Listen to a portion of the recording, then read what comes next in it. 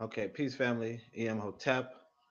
This is Onitase Kumat.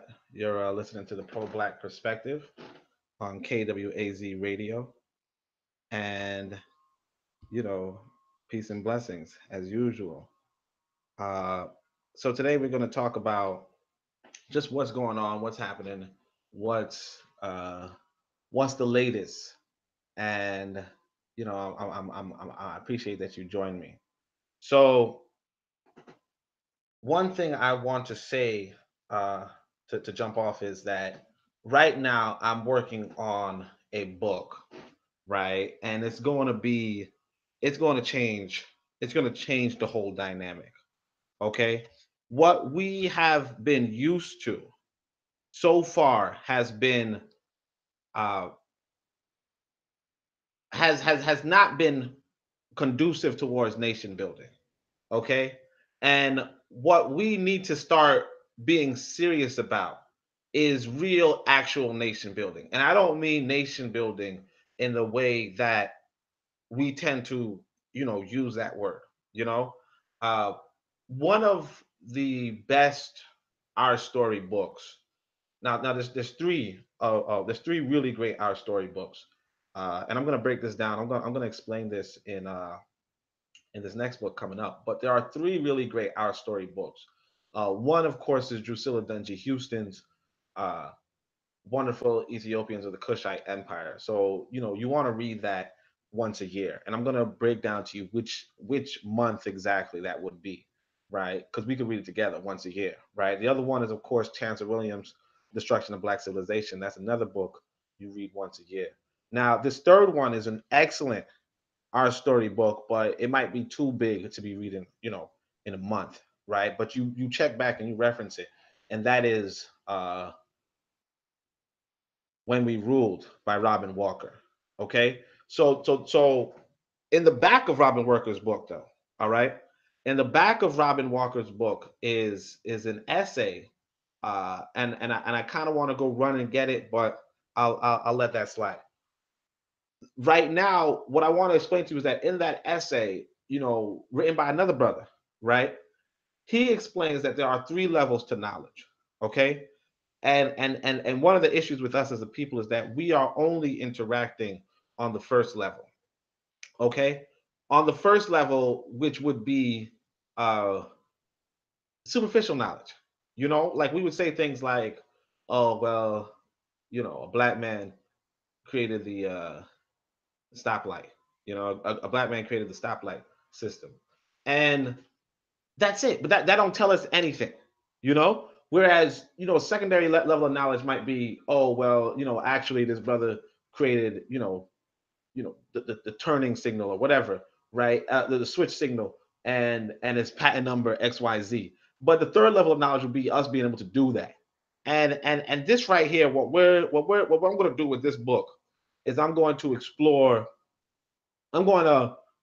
show you the third level of nation building in a sense. Because a lot of times we might say, hey, it's nation time, or it's time to build nations, or what we need to do is we need to do XYZ.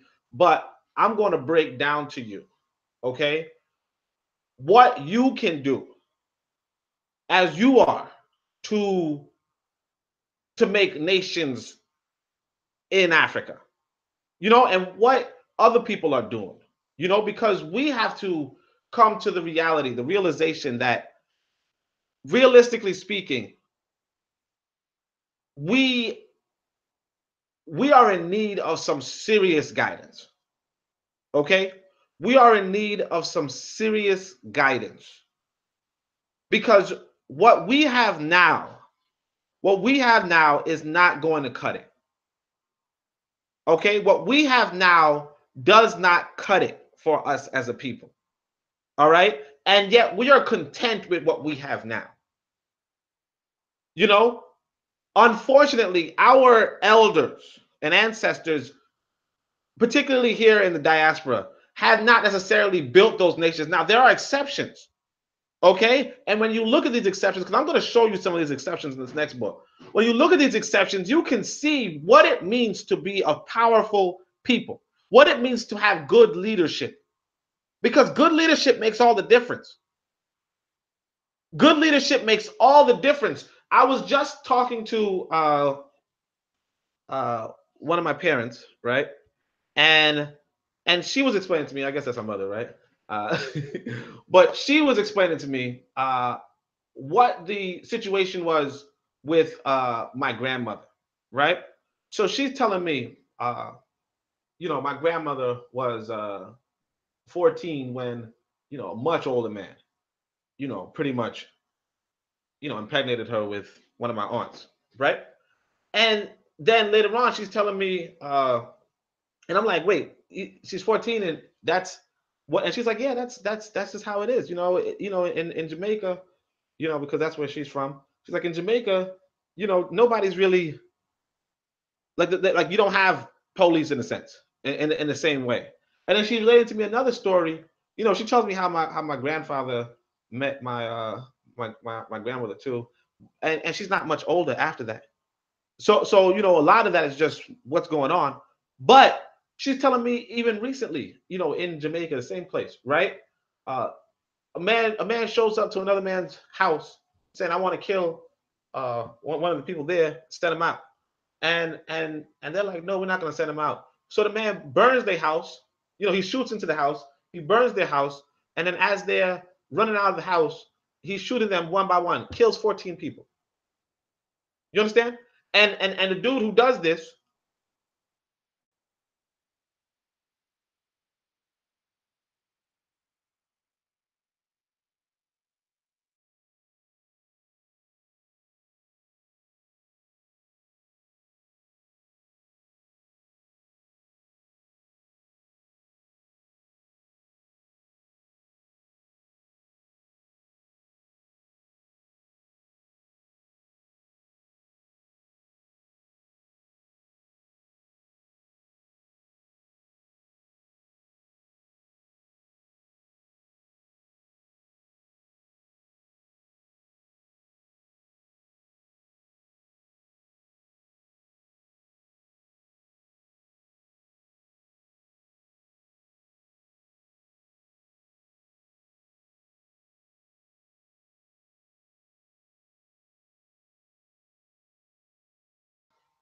yeah, that's a situation that you have to come to expect when it comes to uh, what we are doing as a people.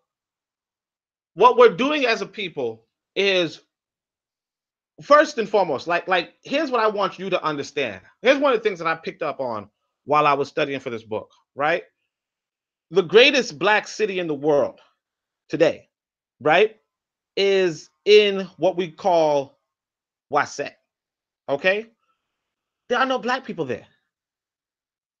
You said like the most historic area, the area that we as an African people should have, Wasset, isn't even in our hands, right? The most beloved place, the most prestigious temple in the world is, I hope I'm pronouncing this right, Ipit Astu, right? We're not even there. We don't know where that is, right? There is what we call, like, we're not concentrated as a people. We're not concentrated as a people. And because of this lack of concentration, if you will, right? We end up with situations that are around us where we are dying unnecessarily. My mother was just related to me too. She was saying, you know, uh, my uncle, can't read or write. Okay, her grandmother, my great grandmother, can't read or write. Her mother didn't learn how to read until until my mother like intervened or something, right? The point being though is that when you have there's a great uh there's a great statesman I want to tell you about, in this book, right? Who reduces the illiteracy rate of his nation to 2%, who works for the community, right? And it's a small little country, right? But he works for the community to the point where they can They're widely organized. They own their own, but like just a really good governor. And the only problem with him, right, is that he just didn't. He didn't understand white folk, and I'm going to show you how he did it and how that was his drawback. But the thing I want to say is that he was going for it, and then here I am. My mother was telling me when she went to Jamaica to bring my uncle some food because he's he's hard at finding work and all that. He's illiterate, he's old, all that, right? He was sitting down in a cabin, waiting to die, just waiting to die. And this is what we are, the people. And of course, my mother, she likes to tell a story because she's like, hey, this is a good man because she brought him while he's starving. She brought him food, maybe like let's say two beef patty. Yeah, stereotypical, right?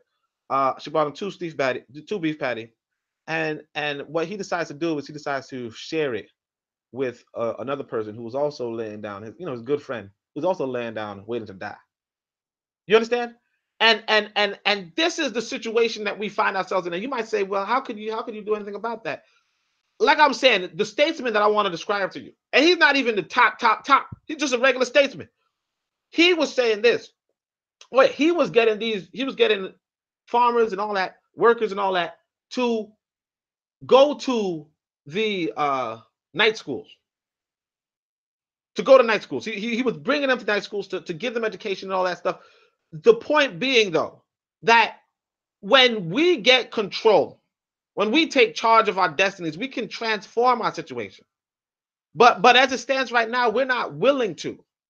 You know? You can't hear me at all. Okay, well, hold on a second. I'm just hearing that I can't be heard.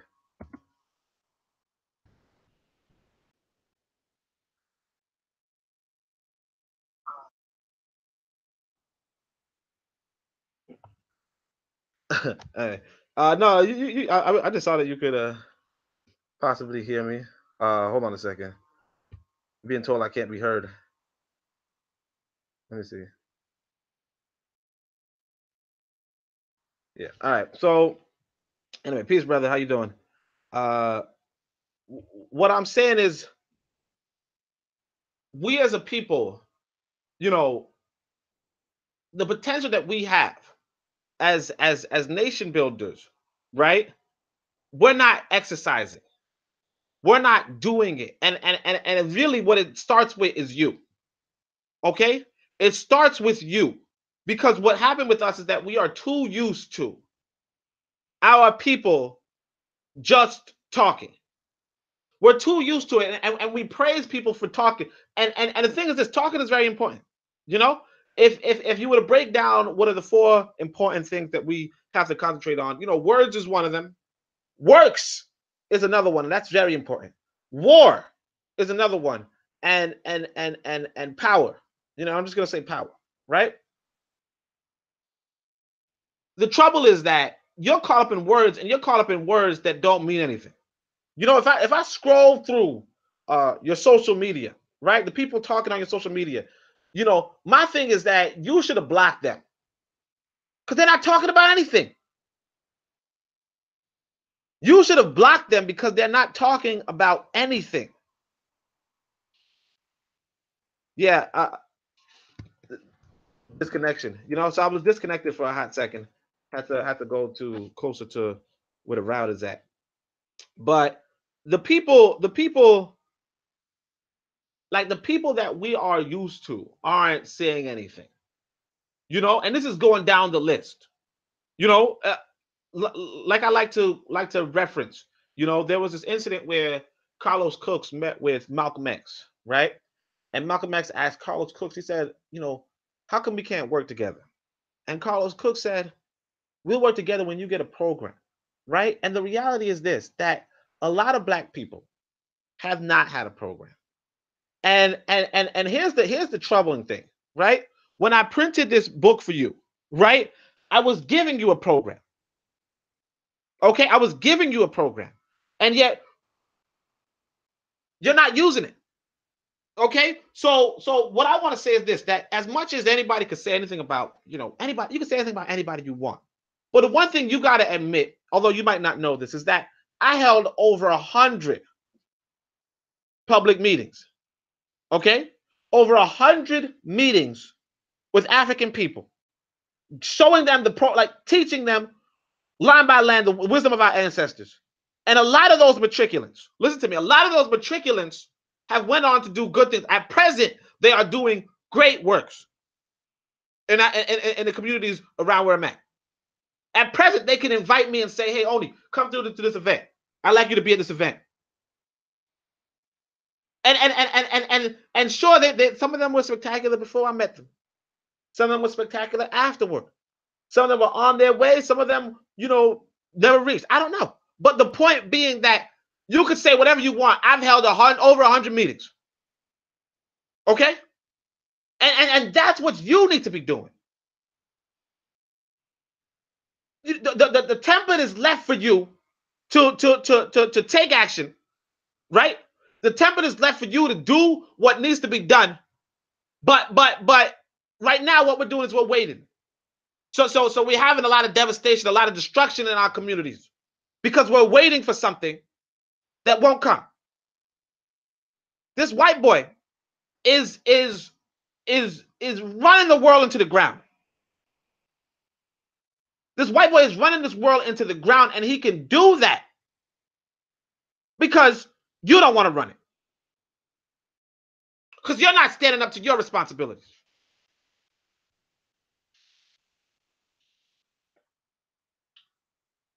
I was talking about, like global warming, for instance. This white boy has it on paper. On paper, he says global warming. Now listen to me. These are the people who are funding the anti-global warming conspiracy. The whole global warming ain't real. These are the people on paper. They are saying we know global warming is real. The people who are funding this whole confusion that a bunch of other dumb white folk are subscribing to, they're saying we know global warming is real, but it's more or less impacting the global south. So we don't got to worry about it. These are the people that you put in charge, that you keep in charge. They're saying we know that global warming will impact us. But we know that it's only for the global south. It's mostly for the global south. They're suffering. I know somebody on the continent who showed me a picture of the sand creeping up in a certain village. The sand creeping up in a certain village that's never been there before. But the desert is expanding, and everybody knows this. The matter of fact, the brother right here was telling me, hey, in North Africa, North Africa is gonna be consumed by that sand, and where you think they're gonna go? It's the same with where you at. You surrounded by water. Like for instance, I'm here in a lot of black folk are in the cities, right? On the urban areas, on the cities that are near the coastal areas, right? When the water expands or whatever, when the water rises, the coast disappears, and you got to start going inland. And what do you think is going to happen when you start going inland? What are you prepared for? You understand what I'm saying to you? What are you prepared for? Because these white boys already showed what they're prepared for. On my other account, I got a video where these brothers are explaining. They're saying, when after this hurricane happened, Hurricane Katrina, let's say, after this hurricane happened, we left our our homes, obviously, and we started walking to where it was drier, and we was met with gunshots. These white boys, y'all all talking, oh yeah, race war, race war, race war. These white boys is preparing for you to be the fool to try to come on their turf. They already inland, and if they're not inland, they're gonna go inland. They're gonna go with their prepared forces. And what are you prepared to do? You got 10 gunmen. You got 20 gunmen, 200 gunmen. What are you prepared to do? What are you organized to do? And that's where that's where we have to start paying attention to ourselves. Okay? We got to start paying attention to, because when I say 200, 2,000, all that, you got to start thinking to yourself, you know what? I can't do that all alone. Too many of y'all watching what's it called? Rambo. Too many of y'all watching Rambo. Okay? Too many of y'all thinking, oh yeah, well, what I'm gonna do is I'm gonna first off, these crackers got militaries, real militaries. You got little pocket pistols. And you ain't even building them. And then here you are, oh yeah, well, I'm gonna, well, when the revolution starts, I'm gonna be there. You showing off your little clips of you at target practice. Oh, I'm at target practice, and sure, I'm gonna be able to take on, no. When I start talking about that, and that's what we say about organization. When you start talking about organization, you got to start talking about hierarchical structures. And I'm trying to tell this, I'm trying to tell people this. I want to explain to you, because this is something that's really brief. I'm not even going to go into too much detail in the book, as far as I understand. From what I know about the book, I'm not really looking to go too much in depth with it. But this is a really fundamental concept, right? When you're talking about mass scale organization, you got to start talking about hierarchies. You got to start talking about hierarchies. You're talking about warfare, you're gonna have to start talking about hierarchies. And we got and a really simple explanation for this is the revolution in Haiti. Okay? Revolution in Haiti. If you start to study this, and I want to I'm going to touch onto this really quick. First, in fact, let me talk to you about this right here. If you want to talk about the Haiti revolution, you have to start talking about Dessalines seriously. Okay? If you don't understand Dessalines, you don't understand the IT revolution. Because the reality is this, that good leadership, and remember, leadership is a hierarchy too. Leadership is a hierarchy. Understand this. Good leadership can decide the fate of a people. You understand? When I was telling you about the statesman earlier, the statesman changed. The president changed. The people didn't. The president changed. And because the president changed, illiteracy rate went down. But before this brother came into office, unemployment was near 50%. Afterward, it's near 10% within a few years because of good leadership. Understand that you have to take your role up as the leader, or you need to get out of the way and put the leaders up. But even when it comes to war, when it comes to the IT revolution, let's go back. Dessalines won the IT revolution. Some of y'all want to make it, oh, well, it was actually, this, or it was that, it was this. No, it was Dessalines. Dessalines, and listen to this too. Dessalines was trained. I don't want to give too much information out, but Dessalines was trained to be a good military leader. By I want to go check back on the book, but his adoptive aunt, let's say, or his adoptive mother, right? She was like, look. Oh, and interestingly, and this is something interesting too. Just a little side note, and I'm gonna relate it in the book again. But interestingly, he was trained in the ways of Dahomey. Okay, so that's pretty interesting, because we know Dahomey as a place where we kind of vilify it. We're like, oh, they had a role and so on and so forth. But that's something to note. And what's interesting too is that Dahomey, not even knowing that Dessalines kicked France's butt, Dahomey was still an ally with France. Was still an ally with France, and then France eventually destroyed Dahomey. Okay, but that shows to you the lack of connectiveness between African people. Okay, but France, and notice this, and don't be like, oh well, let's just shoot, Senator. Oh shoot, Dahomey, that's Dahomey again. No, Senegal under some mulatto leadership, Senegal destroyed Dahomey. And the dude who was, well, I don't know if he was a mulatto or a quadroon, but he, General Dads, right? That's what they call him, General Dads. He went back to France, and France was, and this is it, because a lot of people are like, oh, well, white supremacy this. France was, most people were the opinion that this dude could have became the premier of France, but he didn't want it. And then when the World War happened, World War I and all that, they forgot about their old war heroes and they just threw them to the side after he expanded French military control.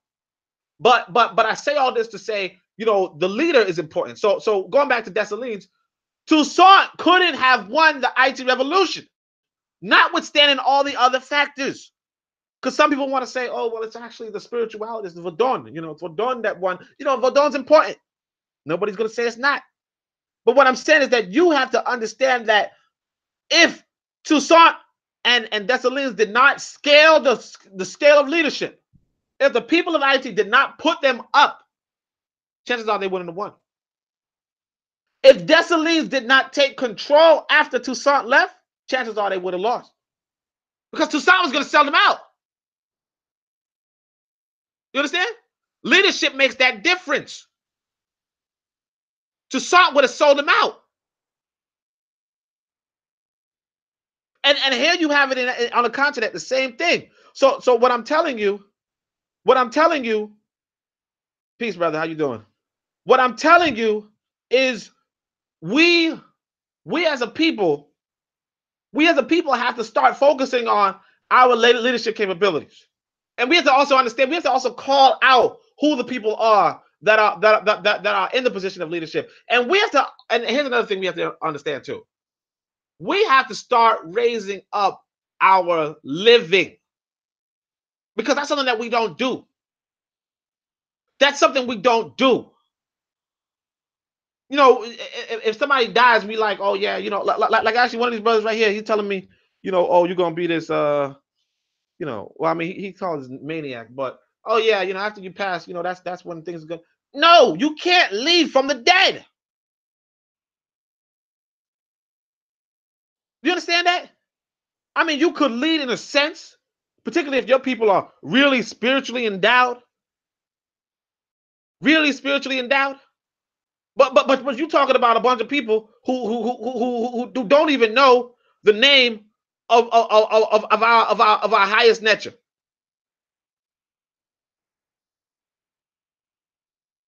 You understand? You can't lead from the dead. You need to see it. Nobody was waiting for Toussaint to lead after he died. Nobody's waiting for Dessalines to lead after he died. Nobody's waiting for Bookman to lead after he died. You understand? They came together around Bookman while he was living.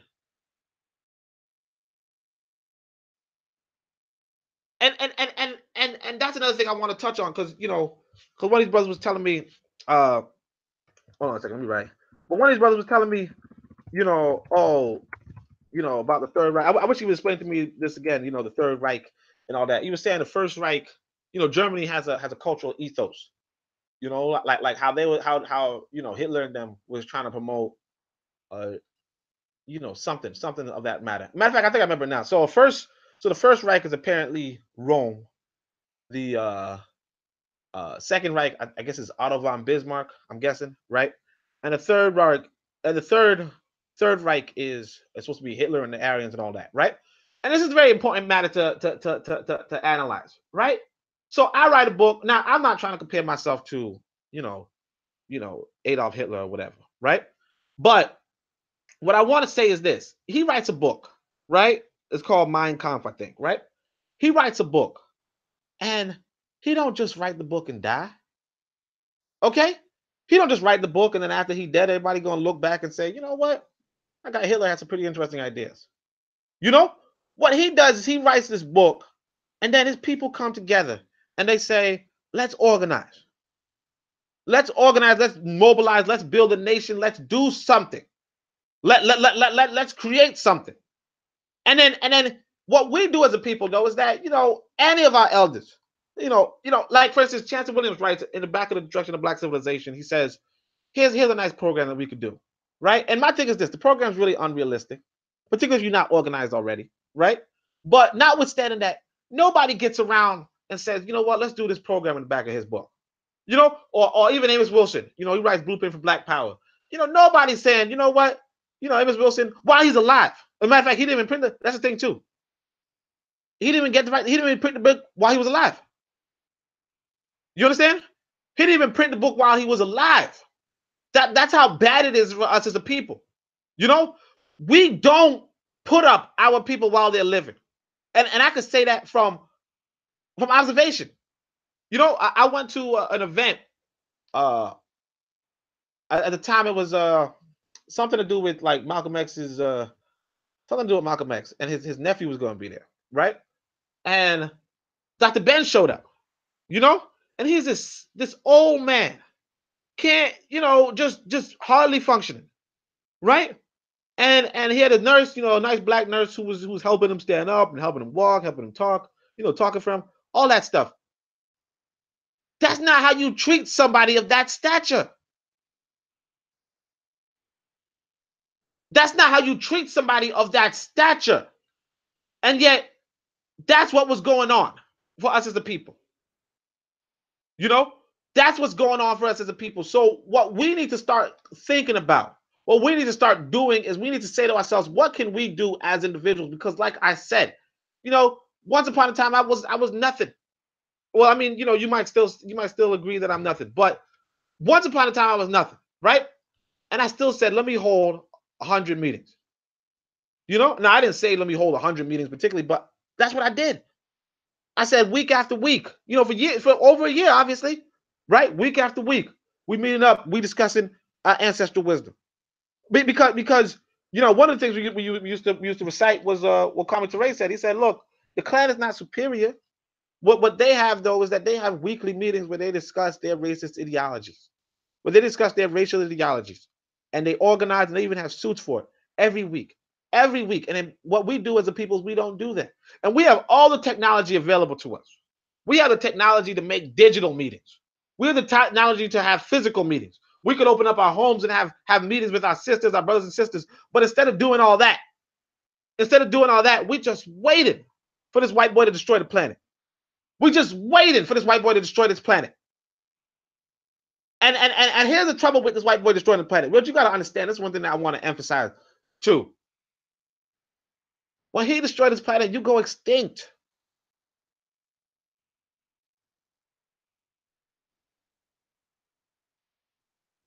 You understand what I'm saying to you? You go extinct when he destroys this planet.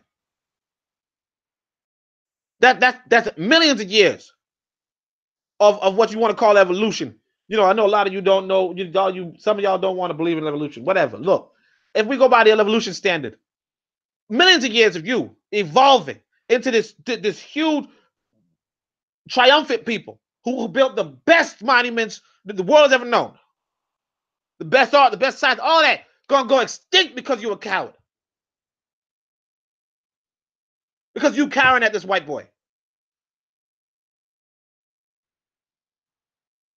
I wish I had a commercial to put on. But you already know. Uh, I got the pro black compendium and I got Zubiri. And those are books that you need to read, and not just read. You need to get other people reading them. Okay? The time is past. The time is past for passive activism. The time is past for passive activism. The time is past for just reading. You need to get your people reading. Like I said, my uncle, my great uncle or whatever, my grand uncle, he can't read. And the thing is this, it don't matter if people can't read, to be honest. You understand? Because when I think it was Jomo Kenyatta said, the people were illiterate there too. But when Garvey released a newspaper, right? They read it maybe 3 to 4 times. They remembered it. Then they went into the bushes or whatever, and they recited it to the people. They recited to be like people did what they had to do. We're not doing what we have to do. We're sitting back waiting for this white boy to run us over, run us into extinction, into real genetic annihilation. And what we have right now is we have, sometimes elders, sometimes ancestors telling us, oh, well, we're the most resilient, we're the most culturally resilient.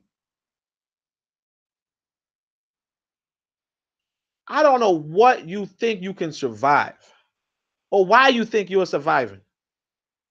I don't know why.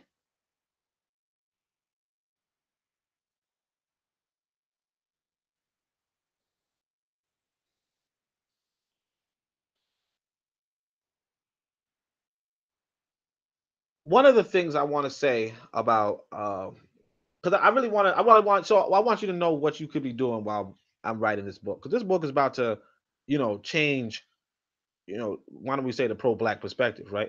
It's going to change the perspective, right?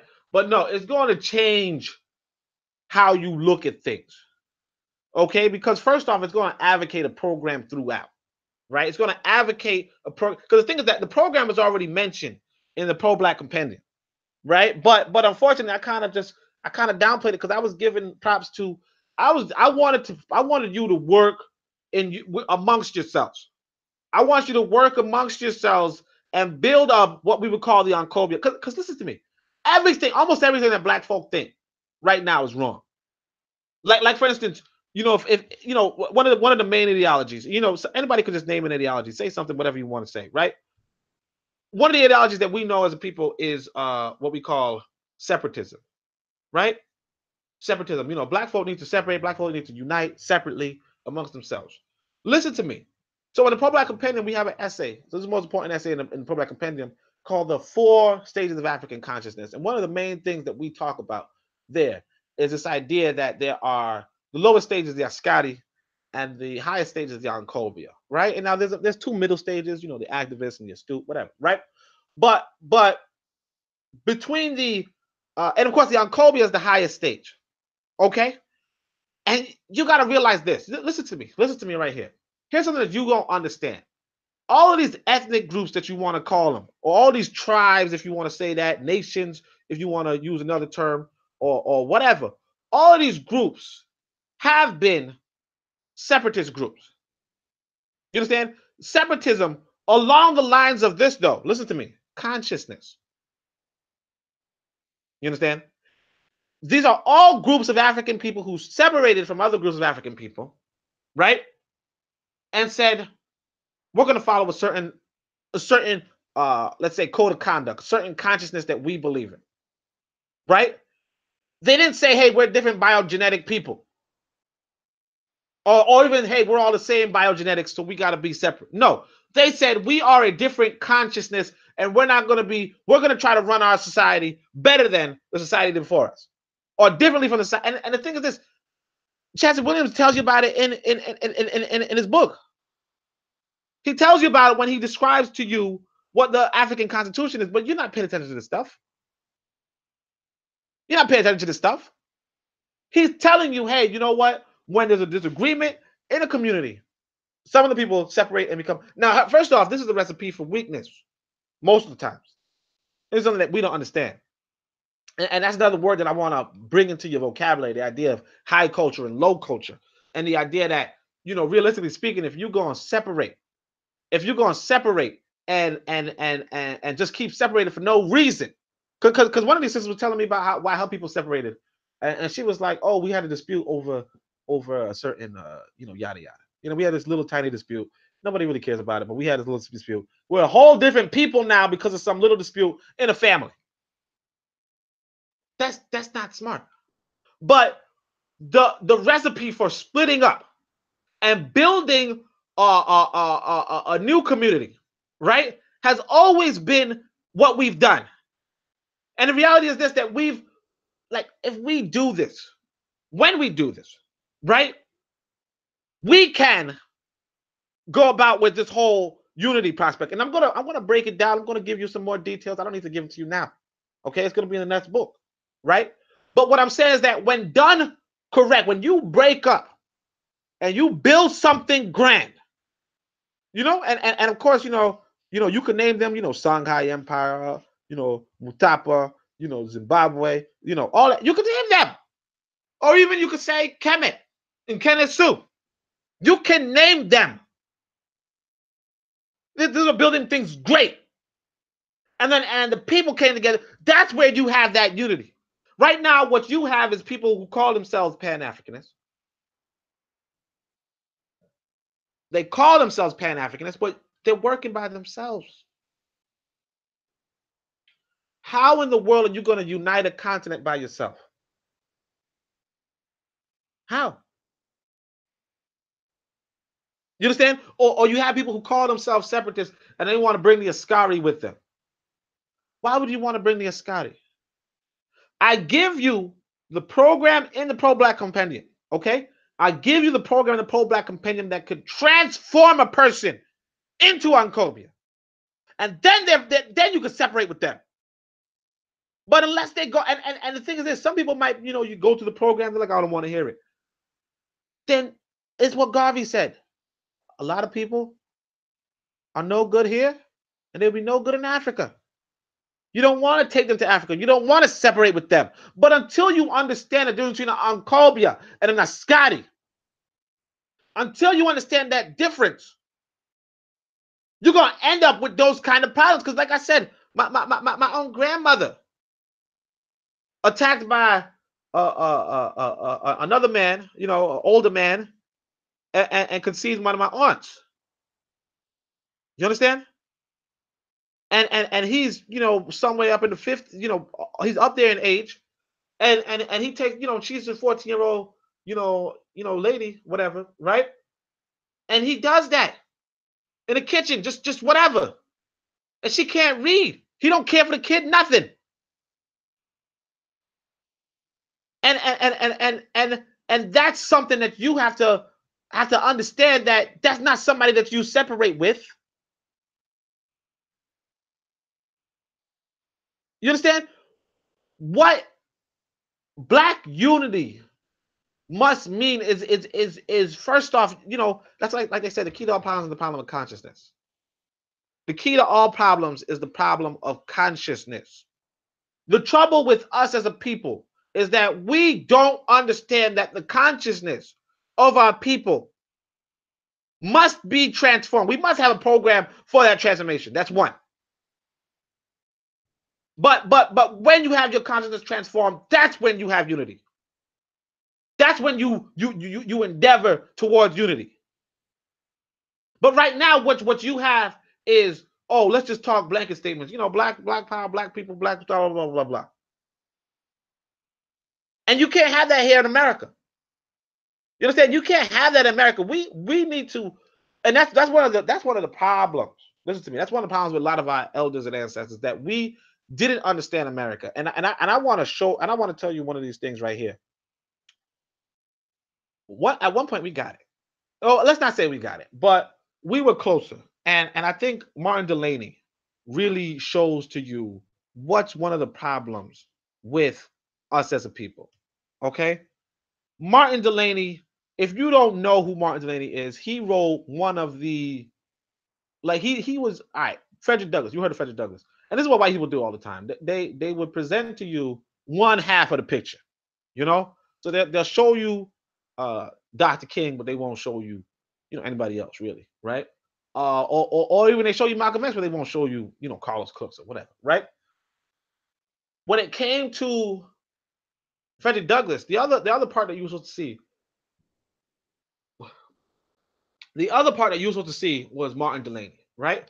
And Martin Delany, what Frederick Douglass said to Martin Delany was, he said of himself, he said, look, I may be a man. No, every morning I wake up, and I'm going to change the word. I'm going to say I'm on, okay? I'm not going to say, the white boys, our spirituality. So I'm going to say, as Frederick Douglass says, every morning I thank Amon that I'm a man, right? But Martin Delany every morning thanks Amon that he is a black man. Okay? Big difference. Martin Delany was the black man of his generation, right? Or one of the black men of his generation. Okay? And I'm going to talk about another one, David Walker. But Martin Delany was one of the black men of his generation, right? And here's something I want to bring in the book, right? Martin Delany is talking about how when he was younger, right? Black folk got together, and they thought of certain solutions for themselves as a race. They started certain solutions for themselves as a race. And one of them involved, leaving the country. Of course, another one involved let's say building a primary school or something like that, right? And that's pretty important, right? So this is what they were thinking. They were like, we as the black people, this is the solution that we need to operate on, so on and so forth. And then these white folks showed up. And here's the reason why I don't even go into this whole, white supremacy, because a lot of got to do with black naivete. Okay, a lot of it has to do with black naivete, and unfortunately, Chance Williams is like one of the only people that's saying that. You know, Chance Williams is one of the few people, Carlos Cooks too, I guess, but some of the few people are saying black naivete is a problem too, right? But here's where black naivete shows up, right? Carlos Cook says, I mean, Martin Delaney, you know, these white people show up and they say, we can't, no, after doing all this bad stuff to you as a white group, after doing all this bad stuff to you, we can't let you have your own segregated schools. That's horrible, right? And we can't we can't have you leaving the country. This is just as much your country as it is ours, right? And amongst one of those white people, and I take his name out of the book. I think I take it. I don't know if I reference it later, but I try to take it out because I'm like, whoa, what's going on with Delaney, right? But it's William Lloyd Garrison, right? William Lloyd Garrison says, uh, no, we're gonna help you guys out. And Martin Delaney says, look, we think these white folk, these white liberals, and of course I'm giving you too much information now, but I think these white liberals are sincere. And then he's fast forward, he's like 20 years later, right?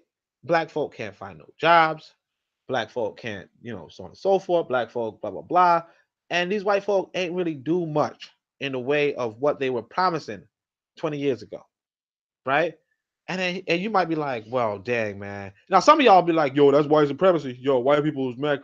First off, Martin Delaney really thinks they were sincere. And I don't know if they were. I'm not going to say they were insincere. I can't. But especially since Martin Delaney knew them. But here's the thing right here. Here's really where the black naivete shows up. Okay?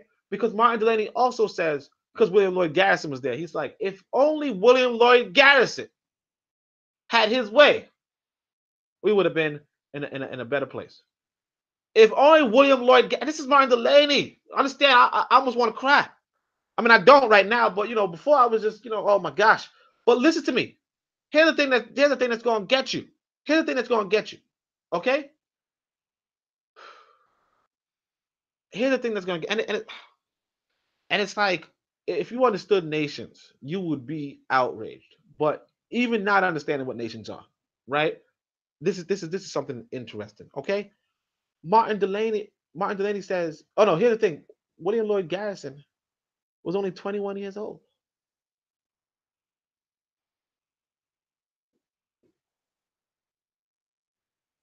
Martin Delaney's willing to put the whole fate of the black race. Now, of course, Martin Delaney was younger.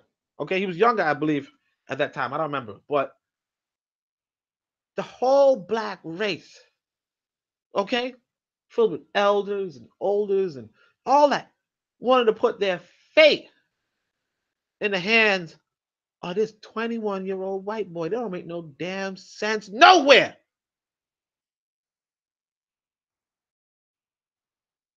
Yeah, I know you're gonna get that. You're gonna get that speech in the book. But I mean, there was some brothers that was trying to go behind these white boys' backs, and they would be shunned by the black community. But like, what I'm saying is this: if you really understand the picture, if you really understand what the program needs to be, if you understand what nations are, and you're gonna get that understanding. Listen to me, you're gonna get that understanding. When you're gonna see how sick this is, because this is not, it's not your chump change. This is not Frederick Douglass. Okay, it's not Frederick Douglass saying, oh, blah, blah, blah, blah, blah. It's not some mixed boy saying blah, blah, blah, blah. This is Martin Delaney, the black man, telling you, let this 21-year-old white boy handle our situation. Out of your African mind. And just another sneak preview, and I don't want to give too many sneak previews, because, and the reason why I don't want to give too many sneak previews, because I already got some good books out there that you need to be pushing in the hands of our people. Okay? You need to be pushing them in the hands of our people. But let me give you another sneak right here, in the sense of, David Walker. So David Walker writes, I think it's The Appeals of David Walker, something like that, right? And this is an inspiring book. This is a great book. But here's one thing that he does, and this is 1830 something, right? This is early, right? 150 years ago. Okay? He's saying we need to look at the example of IT. He's like, as African people, as black people, we need to look at the example of IT, and we need to look at the example of Hannibal. And this is amazing. Okay, this is amazing. Here's this black man, 150 years ago, saying we need to look at IT, we need to look at Hannibal. And the reason why this is amazing is because here in 2018 or 2019, my bad, in 2019 WP, I say 2019 WP, but in this year, we have black folk debating whether Hannibal is black. That's how much we retracted. You're supposed to. David Walker's telling you study these two. Study Dessalines. Right? He's like, study the revolution in IT. That means study Dessalines. Study Hannibal. And yet, fast forward, you don't even know if Hannibal's black.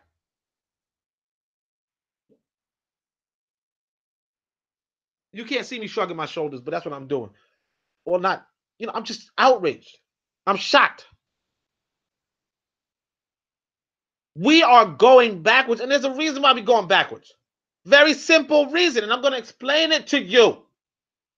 I don't want to give out too much information because we up against a real beast, and y'all ain't even fighting. If I thought, hey, you know what, y'all gonna be, y'all was fighting, yeah, I'll be like, here you go, here's the information. But I know you're not. You understand? And my thing is this: you don't have to be fighting until this next book come out. But of course, what you need to be doing is getting these other books out because, like I said, Zubiri is that example of the black man. I reread it and I'm like, oh my gosh, what a book! It needs to be a full feature. It needs to be a film. I need to be getting film offers. People need to be sending me, hey man, look, we're gonna offer you the rights to blah blah blah blah blah. Instead of what I'm seeing is, oh well, it's a great book. What I'm reading next is, oh, it's on my reading list. No. First off, you need to clear up your reading list needs to be Zubiri and the pro-black compendium. And then you just pretty much wait. You learn Medu Neter. You need to be learning Medu Neter. That's it. Start learning Medu Neter. After you finish those 2 books, learn the Medu Neter and read, translate, transcribe, that kind of stuff. Okay?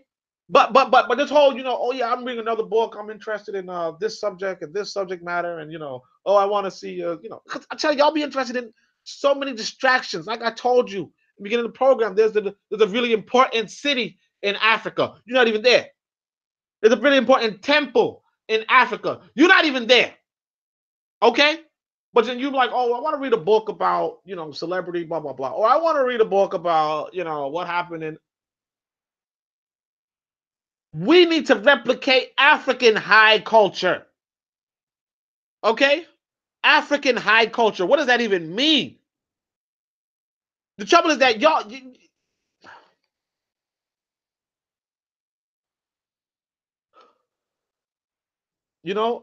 and I'm telling you, there's so much wisdom in these books that I wrote. It's not even fair. I read the Pro Black Compendium again, and I'm looking at the Kikongo Proverbs, right? I'm looking at the Kikongo Proverbs. These are Proverbs from the Kikongo about community. And I'm saying to myself, look how much wisdom is in this. They are laying out line by line how an African people live. How an African people live. And you're just like, okay, well, it's cool. I didn't really understand it. I just kind of read over it. You're supposed to look at a particular line, look at a particular sentence, and discuss it with somebody else, with a group of other people, so that you can get through to it. Matter of fact, that's what I wanted to. I kind of partially want to do that. I just got to see where I kind of partially want to do that, just a little bit, okay? Because I want you to understand what kind of a tool you have in your hands, and that's something that you're not grasping. The fact that it's like when I was first inside of this black organization. Like I said, a lot of times we get so distracted. Our elders and our ancestors have been distracting us. Okay, a lot of times, but sometimes it's like Ptah Hotep says. You can learn from the ignorant and the wise. Okay, you can learn from the ignorant and the wise.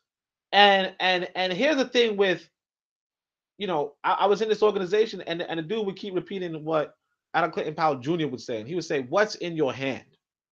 You know, and that's what's really supposed to be like. What's in your hand? Right now, you have one of the best books for radical transformation, right? One of the best tools for radical transformation. African ancestors had said, when you understand Proverbs, when you understand, quotes from the ancestors, you can set difficult matters right. That was the educational tool of our ancestors, and I'm giving it to you in a book.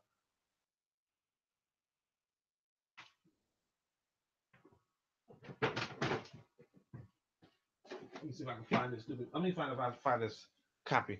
I'm giving it to you in a book, and you there just sitting on your hands, just sitting on your hands. I think it's in one of my bags. Just sitting on your hands. Hold on a second.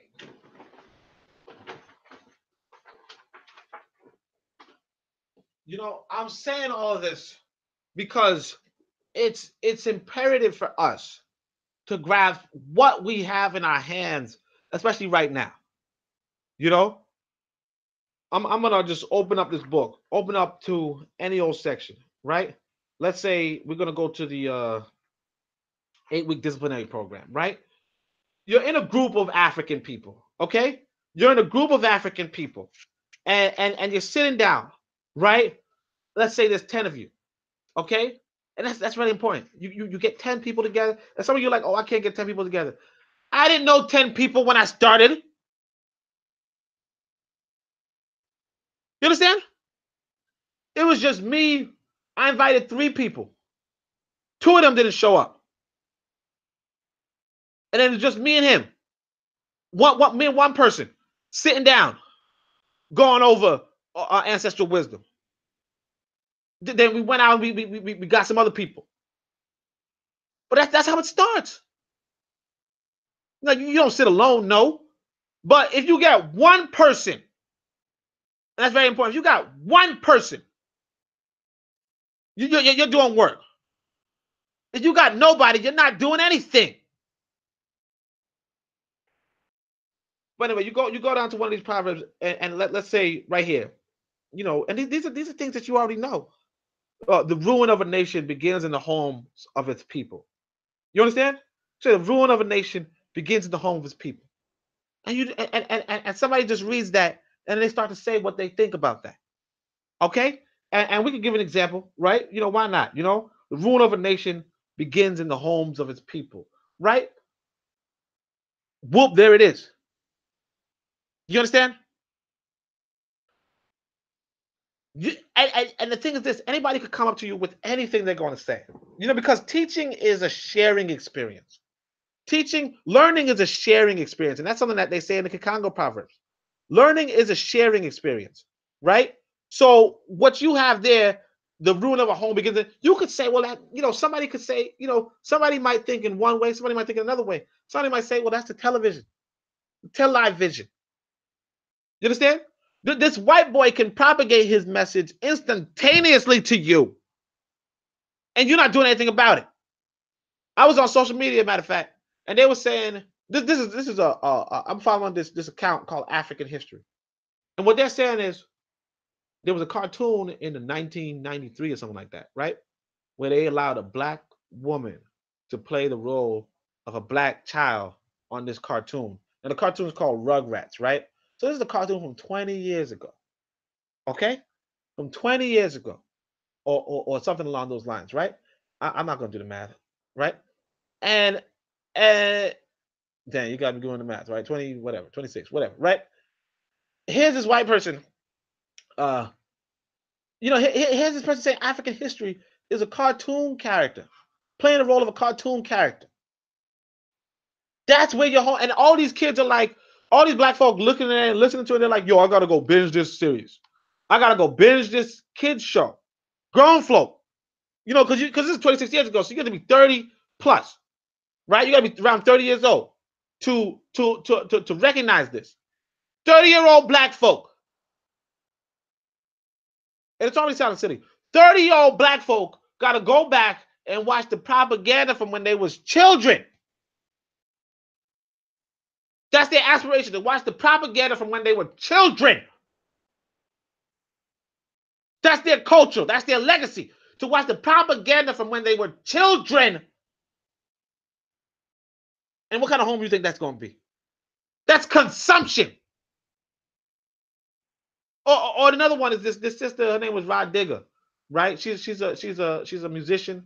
You know, she was on a few songs. Nice voice and all that. Whatever, right? She there writing. Hey, I got a household debate running, right? I got a household debate going where we want to know whether, and this is very important, right? This is a household debate. Household debate. Now you think household debate, right? And you already like, ooh, it's going to be something intense, right? No.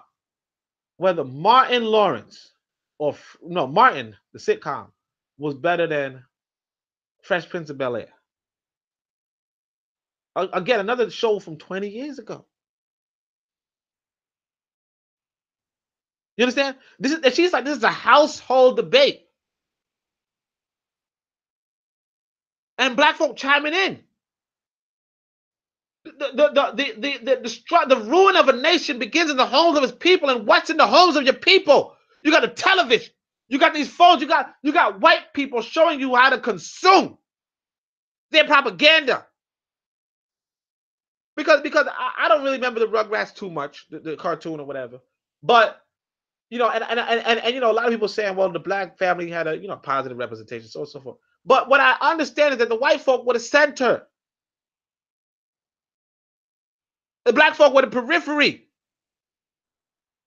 It's analogous to America. The white people had certain, had a range of personalities. But of course, this is 30-year-olds, 30, 40, come on. Rod Digger, I know she's older than me. Come on. Or you go to another one. And that's what I'm saying. You got people express, and you might express it differently. You might say something else. You might say, well, it's the food. The food we're eating might have some hormonal, everybody's learning from a communication, but you're sitting around and you discuss it and you get into the brains of our people. Some people might just be negative or scary. You don't invite them back. You don't build with them. Some people might, be that scary, and then they're like, you know what? I turned around. I have a deeper appreciation for my people. I actually told one of these brothers was saying that he wanted to reach his younger brother who was blah blah blah, and I said, look, just try this book with that same boy. Try that book, and he said he tried it. He was like, I was never so impressed with my brother before. Just to hear his intelligence, that's to hear his intelligence, but that's not enough. Listen to me, it's not enough. That's words. We need works. We need war. We need power. But even just saying that, even just hearing the good words from his brother, that's very important. Okay, we're gonna just do one more, right? All right. This is so I have conflict resolution. That's something you should look at when you were in a conflict with somebody. But this one right here, there you go, right here. To have no enemies is equivalent to wealth, right? And that's another African proverb, right? To have no enemies is equivalent to wealth. That's another important one that you have to understand, and you have to have, and somebody could enunciate, articulate on that. What is wealth? What is wealth for us as a people? And that's where we have to have. That's what we have to grasp. That having no enemies, right? Like, who are your enemies? It's your enemies. Your enemies, the presence of your enemies, they are impeding on you. You understand? And this is what happened with, like I said, you can relate any sort of experience we have. So, like I just told you about Martin Delaney, the fact that Martin Delaney put his trust in this 21-year-old white boy, the fact that he put his trust in this white boy, right? That's where the black folks stagnated. Black folks stagnated because of that.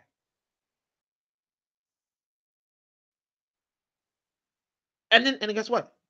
We stagnated since. We've been stagnant since. You understand? Trusting this white liberal. And the thing is this, I don't know if he's sincere or insincere. I don't know. But a white boy idealist, you really put your stuff in that? Come on. And this is going on over and over and over and over and over.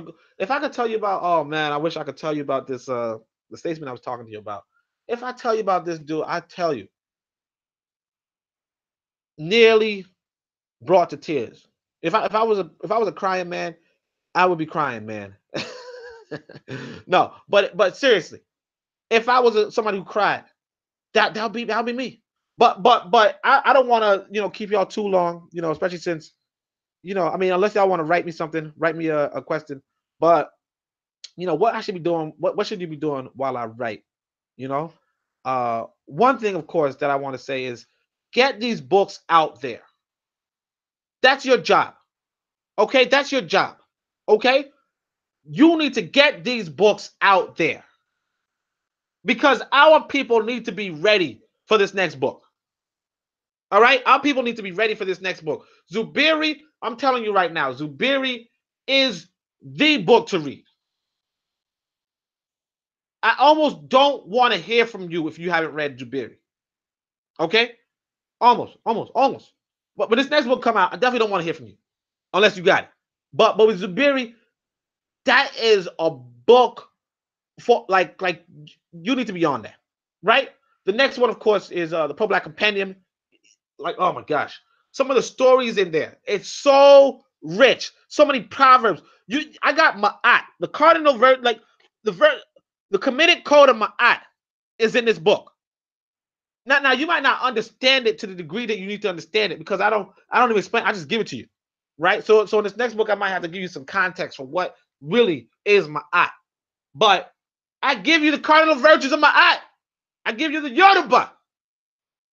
I give you the proverbs from the Congo. I give you essays, poems, so much in that book, and you're sitting on it. And if you read it, put the reviews up. Put the reviews up. Tell people when people asking, hey, what kind of book should I read? You tell them, look, you read Zubiri, you read Pro Black Compendium. That's all you need to do. Because my thing is this: I need to be on these shows. I need to be on these big platforms, these big shows, and that's really where it comes down to. The next thing you got to understand is that if you're going to talk about we're in a war, listen to me. This is really important. This is one of the important things one of the most important things you got to realize. If you talking about we in a war, okay, you got to ask yourself, what is your combat role? Okay, what is your combat role? If you are in a war, what is your combat role? And by combat role, I mean, what is your combat rank? Let's say that. What is your combat rank? Are you a soldier? Okay, are you a soldier? Because if you're a soldier, who is your captain?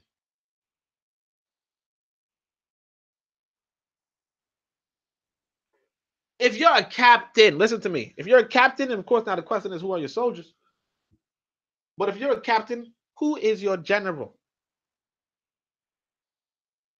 And if you're a general, who's your king? And if you are a king, who are your generals? You understand? I don't know if I finished the point about Dessalines, but Dessalines had to become a general in order for the revolution in Haiti to be in our favor. If he didn't become a general, everybody just sat back, sat down. Nobody took charge after Toussaint was captured. We wouldn't be talking about Haiti as a victory. We would talk about it as an uprising that nearly succeeded, but the general was kidnapped, and that's all over the world. That's all over the world. So that's what you need to be focusing on. What is your combat role? What is your combat rank? Who is your general? Who is your king? Where's the leadership? Who are you commanding? Who is commanding you?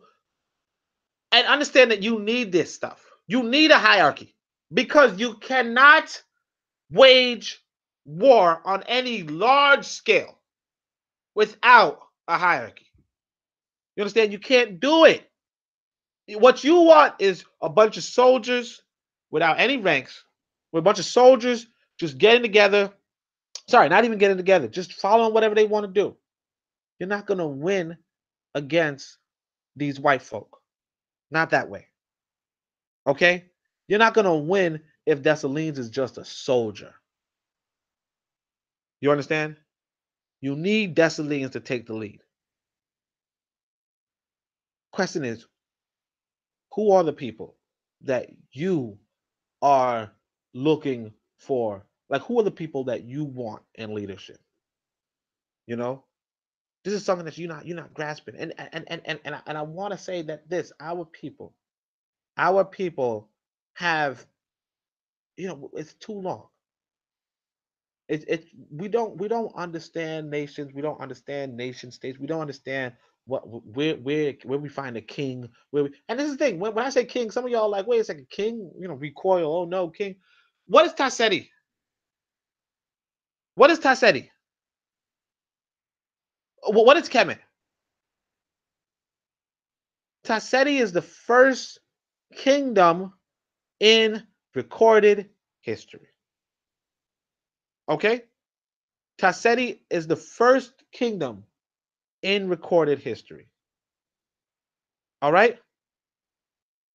Kemet is the second kingdom. Kingdom. Okay? What you need to understand about this is that African people started the kingdom system. Like I explained sometimes, Kemet had a population before African people showed up. All right? I mean, not African people, but before Asar and them showed up. Okay? Let me write how this comment. Kemet had a population before Dynasty 1 or Dynasty 0, before Menace and before Asar. They had a population. Okay, so there was already what you would expect of African people already there. And then the nation came. You know what I'm saying to you? The kingdom came. And that kingdom was what changed everything. That kingdom is what we look at. Those dynasties is what we look at. Old kingdom, middle kingdom, new kingdom. Intermediate periods were not kingdoms. Or not of our stature. You understand? We're right now in an intermediate period and we don't even know it. See, because in Kemet, the intermediate periods were sometimes 1,000 years. You know that. We're in an intermediate period and we don't even know it. I am saying you need to start doing the work. You and I, we're gonna do the work. All right, and that's what I need you to be doing. I need you to focus on. First off, I need you to get these books out. You understand? And don't say, oh well, I'm just a little old me. How can I do it? What you need is because this one of the brothers is telling me.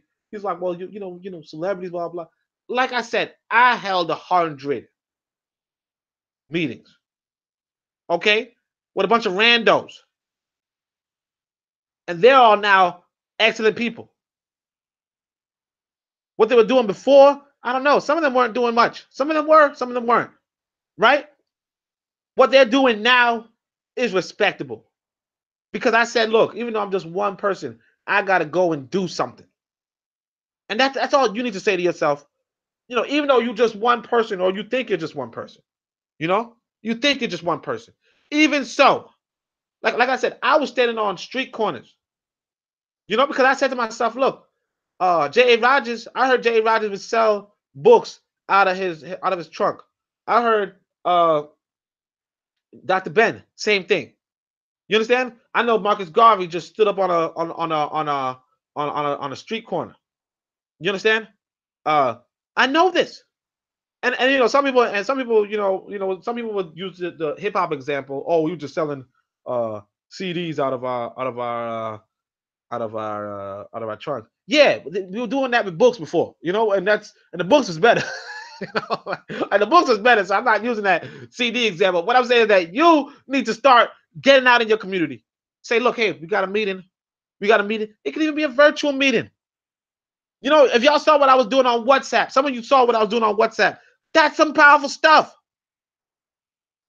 Okay? And it don't got to be WhatsApp. It could be another app. The point being that you just get up and you could even write me. Say, hey, if you believe that, you know, you could see excellent command in Oni, just say, you know what, Oni, I'm gonna reach out to you, and you just let me know what can I be doing. What should I be doing today? Or hey, here's what I did today. How was that in terms of moving us forward? And if not, like I said, just do your metal nature. But at the moment, we have to start understanding that we need leaders, we need leadership. And competent leadership makes all the difference. 14 people didn't have to die. Okay, 14 people didn't have to die in my mother's home country. Uh, but they did because we didn't have good leadership. Anyway, if anybody have any questions or comments or concerns, uh, if not, I can sign off today. And I appreciate the listening and so on and so forth. Anybody have a comment? Anybody have any comments they want me to address before I sign off?